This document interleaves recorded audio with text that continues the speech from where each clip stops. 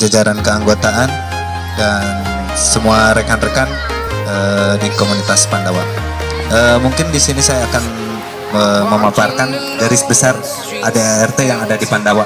Mungkin teman-teman semua semuanya sudah mempunyai kopiannya. Cuman saya di sini akan membahas garis besarnya. Nanti bisa dipelajari sama teman-teman atau dibaca di rumah. Di sini saya akan mengilas garis besarnya. ADART yang ada di Pandawa, bab 1, nama dan kedudukan waktu. Pandawa, organisasi ini bernama Pandawa yang merupakan wadah yang menghimpun semua driver mobil. Kalau di awalnya itu pick up ya, kalau sekarang itu pick up dan pribadi yang ada di wilayah Kabupaten Bandung atau Jawa Barat. Kemudian pasal kedua, organisasi ini berkedudukan di wilayah Kota Bandung, yaitu Negara Kesatuan Republik Indonesia. Yang kedua, organisasi ini resmi dibentuk pada Minggu 20 September 2020. Kemudian bab yang kedua, ajas dan tujuan dari organisasi. Pasal 3, asas organisasi ini berasaskan Pancasila dan Undang-Undang Dasar 1945. Pandawa mempunyai 3 buah asas. Yang pertama, kekeluargaan yang meliputi persaudaraan. Pandawa dibentuk untuk menjalin kekeluargaan antara sesama pemilik dan pengguna kendaraan, baik pick up maupun pribadi khususnya. Yang kedua, bebas aktif. Pandawa tidak berpihak atau bersifat netral dalam setiap kegiatan. Pandawa bersifat bebas, yaitu terbuka, tidak terikat dan tidak memperbolehkan baik para pengurus ataupun keanggotaannya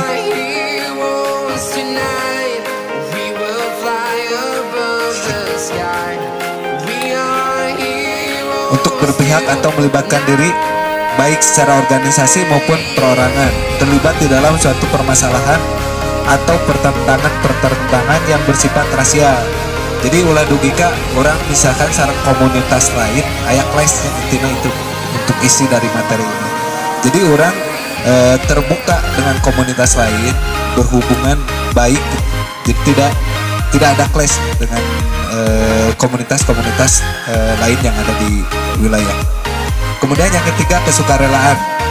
Pandawa adalah suatu perkumpulan pemilik dan pengguna kendaraan pick up dan pribadi yang bersifat terbuka, independen dan sukarela, yang mana baik kepengurusan maupun keanggotaannya bersifat sukarela dan bebas dari kepentingan pribadi ataupun golongan.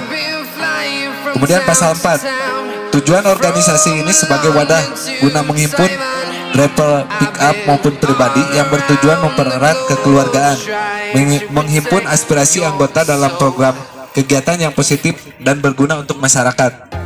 Jadi komunitas ini dibentuk dengan tujuan agar komunitas ini bisa bermanfaat baik bagi anggotanya maupun masyarakat yang ada di sekitarnya.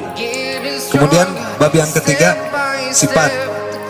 Pasal 5, organisasi ini bersifat nasional dan non politis. Jadi organisasi ini dibentuk tidak berkaitan dengan politik ya.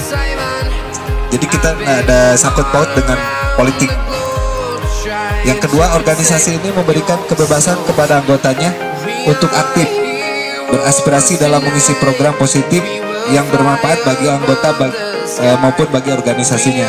Nah, kalau misalnya dari teman-teman punya ide-ide atau masukan untuk komunitas, itu bisa dijadikan saran buat ke komunitas.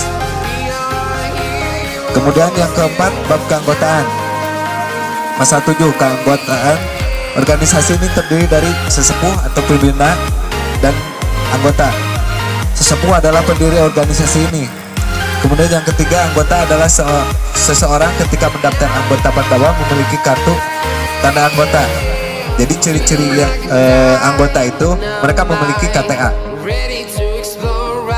Kemudian masa keanggotaan berakhir Itu yang pertama karena meninggal dunia. Kemudian yang kedua atas permintaan diri sendiri atau dia mengajukan resign atau untuk keluar dari organisasi. Kemudian yang ketiga diberhentikan karena pelanggaran disiplin. Di sini di komunitas itu ada aturan ya, dan kita itu tidak diperbolehkan berbenturan dengan aturan, gitu ya.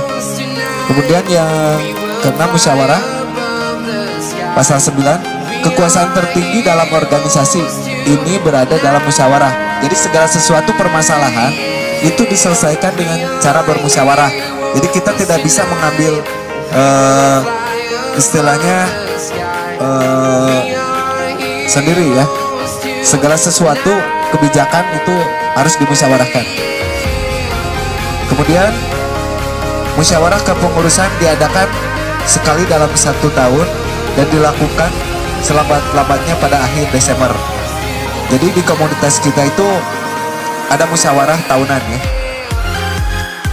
Kemudian yang ketiga, musyawarah luar biasa dapat diadakan apabila ada hal penting yang menyangkut kelangsungan hidup organisasi dan disetujui oleh 2/3 jumlah anggota. Nah, misalkan di komunitas kita ada keretakan atau ada sesuatu, itu bisa diadakan rapat secara mendadak ya, untuk menyelesaikan masalah tersebut. Kemudian musyawarah harus dihadiri sekurang-kurangnya setengah lebih dari jumlah anggota, dan keputusan harus disetujui setengah lebih dari jumlah anggota yang hadir. Jadi keputusan kalau misalkan kita mengadakan musyawarah, keputusan akhir itu ada dari kebijakan minimal itu dari setengah anggota yang ada. Kemudian bab yang ketujuh, kepengurusan organisasi, pasal 10. Kepengurusan organisasi ini sekurang-kurangnya 5 orang. Jadi untuk pembentukan kepengurusan itu minimal harus ada 5 orang ya. Yang pertama ketua 1, ketua 2, sekretaris, bendahara umum dan humas. Kemudian yang selanjutnya pengurus diberhentikan karena yang pertama masa bakti telah selesai dan telah terpilih pengurus baru. Kemudian mengundurkan diri. Kemudian yang selanjutnya diberhentikan karena pelanggaran disiplin yang merugikan organisasi. Kemudian meninggal dunia. Kemudian yang ketiga, ketua dipilih dan disahkan oleh musyawarah dengan masa bakti kepengurusan selama 2 tahun. Jadi masa bakti kepengurusan di organisasi atau komunitas Pandawa ini selama 2 tahun ya. Kemudian yang selanjutnya, masa jabatan ketua yang lama berakhir saat ketua yang baru terpilih dan disahkan dan dilantik oleh musyawarah. Kemudian yang selanjutnya, masa kepengurusan dinyatakan demisioner setelah kepengurusan penyampaian laporan pertanggungjawaban atau LPJ dan dibubarkan setelah terpilih ketua baru. Kemudian yang selanjutnya, ketua yang baru sudah dapat menetapkan susunan kepengurusan paling lambat 1 bulan setelah terpilih. Kemudian bab ke-8, dana organisasi, pasal 11. Dana organisasi untuk komunitas Pandawa diperoleh dari yang pertama, uang kas bulanan sebesar 15.000 per bulan. Jadi uang kas untuk sementara di Pandawa kita 15.000 ya per bulan. Kemudian yang kedua, dana dari sponsor. Kemudian yang selanjutnya, penggunaan dana organisasi ini diatur oleh kebijakan pengurus. Jadi segala sesuatu untuk pengeluaran itu kita dimusyawarahkan dulu, gitu ya. Kemudian yang selanjutnya, perubahan dan pembubaran. Perubahan anggaran dasar atau ADART dapat dilaksanakan dengan keputusan musyawarah. Kemudian apabila organisasi bubar, maka kekayaan organisasi setelah dikurangi beban atau tanggungan organisasi akan digunakan untuk bantuan sosial. Kemudian rapat terakhir pembubaran perkumpulan akan memutuskan kepada siapa kekayaan. Kemudian penutup, hal-hal yang belum diatur dalam ADART akan diatur dalam peraturan tersendiri. Kemudian pasal 14, anggaran dasar atau ADART ini berlaku sejak ditetapkan dalam musyawarah. ADART Pandawa, Kopdar atau forum diadakan 2 bulan sekali.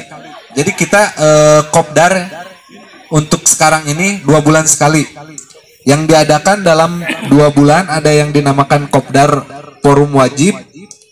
Anggota wajib hadir pada saat Kopdar. Forum wajib kecuali memberikan keterangan atau kabar bahwa yang bersangkutan sedang berhalangan. Jadi di dalam Kopdar, semisalnya di dalam anggota mereka tidak mengikuti Kopdar selama 3 kali berturut-turut setiap per 2 bulan, itu akan dikenakan SP ya, atau surat peringatan atau teguran ya.